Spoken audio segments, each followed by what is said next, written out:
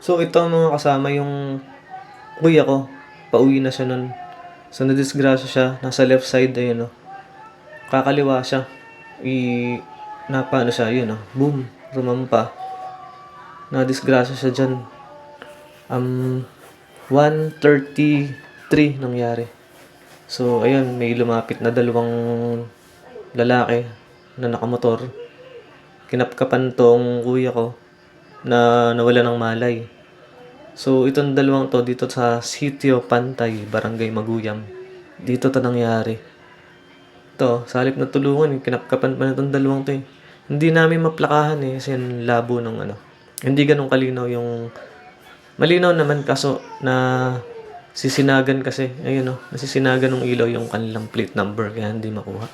Ito makikita nyo, lumapit, imbis na tulungan, kinapkapan. Ayan, yung mukhang yan. Kaso, naka-helmet eh. Black helmet na walang visor, nakasombrelo na lang. Tapos ito isa, pink na helmet. Honda Click. Pero hindi namin nakakuha yung plate number.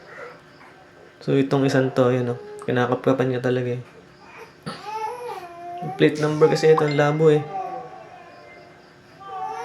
Ayan. Hindi talaga namin makuha yung plate.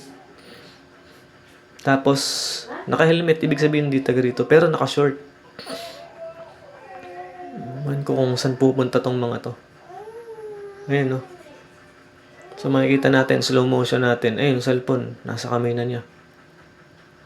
Ayan, slow motion natin. Tingin-tingin siya sa mga tao eh. Pero nasa kamay na niya yung cellphone. Ayan, cellphone yan. Yung puti.